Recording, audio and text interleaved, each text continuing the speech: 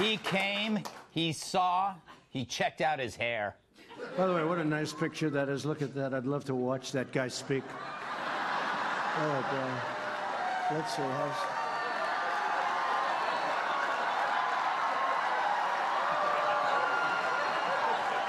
I try like hell to hide that bald spot, folks. I work harder. Doesn't look bad. Hey, we're hanging in. We're hanging in. It's amazing. That's our president. How did this happen? How did this happen? All right. But he turned insults about his golden mane into a golden moment. And you know, it's hard to rip him on his locks when he's just better at it than you are. So on Friday at Cpac, President Trump touched on pretty much everything, talking like your rich uncle who simply doesn't give two or three. You be the judge of how many he doesn't give. My favorite part, when he explained plainly why people do lousy in midterm elections. What happens is you fight so hard to win the presidency. You fight. And now only 2 years. That's a very short period. And by the time you start campaigning, it's a year. And now you got to go and fight again. But you just won. So nobody has that same drive that they had. So you end up not doing that well because the other side is going, they're crazed. And by the way, they're crazed anyway, these people. They are really crazed. Try to remember, has anyone ever done that before? It's the best election advice I've ever heard. And of course, any Trump speech wouldn't be complete without an honest self-assessment. My administration, I think, has had the most successful first year in the history of the presidency. I really believe that. I really believe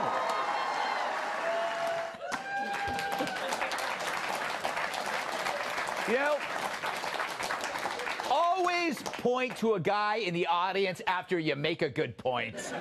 People love it. About as much as they love digs at the media and, of course, you know who. We have a very crooked media. We had a crooked candidate, too, by the way. But we have a very, very crooked media. All right. And just to make sure no one felt left out, Trump made sure to call out walking driftwood sculpture, John Kerry. If somebody said death to America while I'm signing an agreement and I'm president, I immediately say, what's going on here, folks? I'm not signing. What's going on? They just kept going. Kerry may be the worst negotiator I've ever seen. The worst. Everything's the worst. Or a disgrace. Finally, if there was any doubt about the border wall, he got right to the point. Don't worry, you're getting the wall. Don't worry, okay? I heard some. You know, if Donald Trump is Van Halen, then Build the Wall is his Hot for Teacher. But you got to ask yourself, why is this so entertaining and so refreshing? I mean, sure, it's totally populist, filled with red meat galore, with obvious go-to applause lines for a ready-made audience. But there's more to it than that. Trump's good at taking slings and arrows directed at him and then turning them into armor.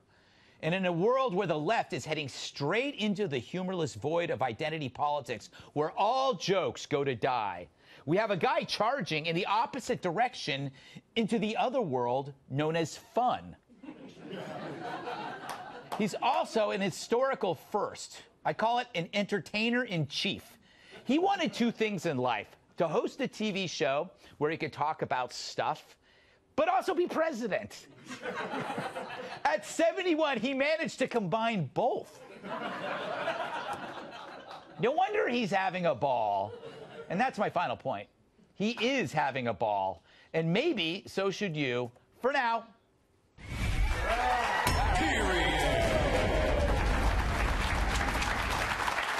Let's welcome tonight's guest.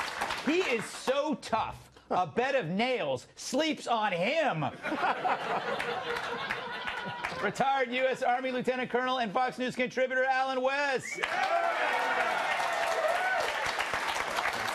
She is so bright, lighthouses call her for advice. The Federalist staff writer, Bree Payton. And there aren't enough tissues for all of her issues. National Review reporter Kat Tim Fitzoker. And here is an interesting fact. He doesn't own a ladder.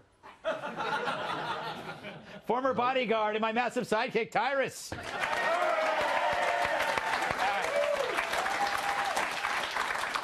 Colonel West, what impressed you most about his Cpac speech? Any highlights for you?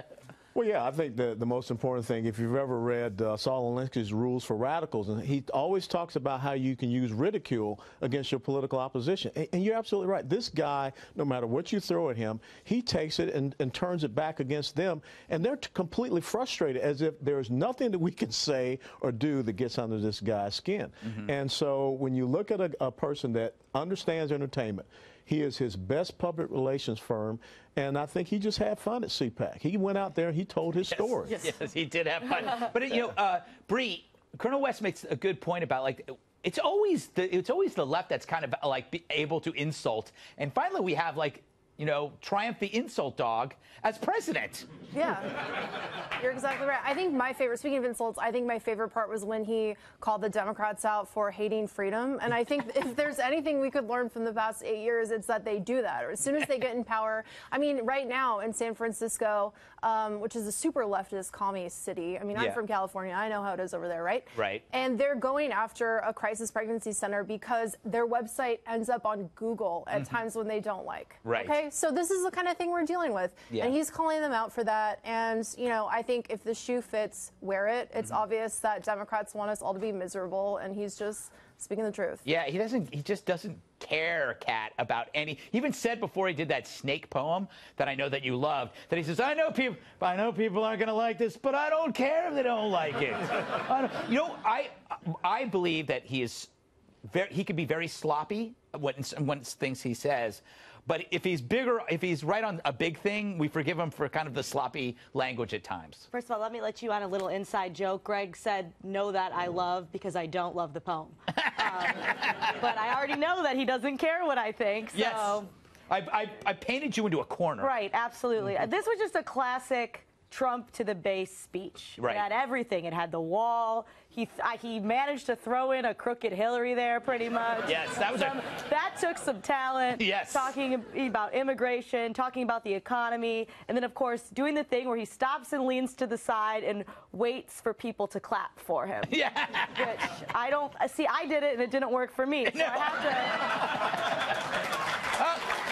Well, it did, but he's able to do it. Sometimes he just starts clapping for himself, too. I'm doing it right now, and it doesn't work for me either. So he's really good at getting applause, and that's one thing that I really envy about him, whether or not he has a bald spot. Yes.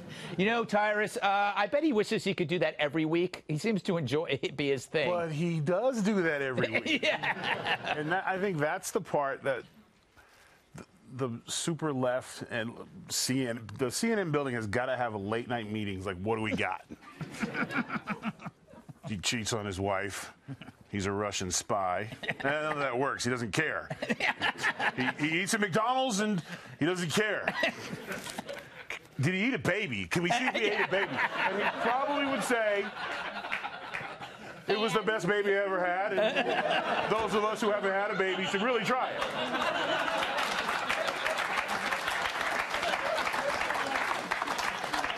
I don't know what to make of that. I will say this. What you're talking about, the fact that he doesn't care, it makes it harder for comedians to even deal with him because it doesn't bother. It might have bothered him before. You know what? You've been in that. I've been in that relationship where she don't care anymore, and you try to say things to hurt her feelings, and she don't care. That hurt when you said that. Like when she gets home, I'm gonna tell her, "You're always late. You're irresponsible," and she goes, "Mm-hmm." But I try to. Now it hurts me because it devalues my fight. Yeah, see? Okay. Yeah. You got to throw it back on him. Well, he is the first entertainer in chief. It's an interesting thing.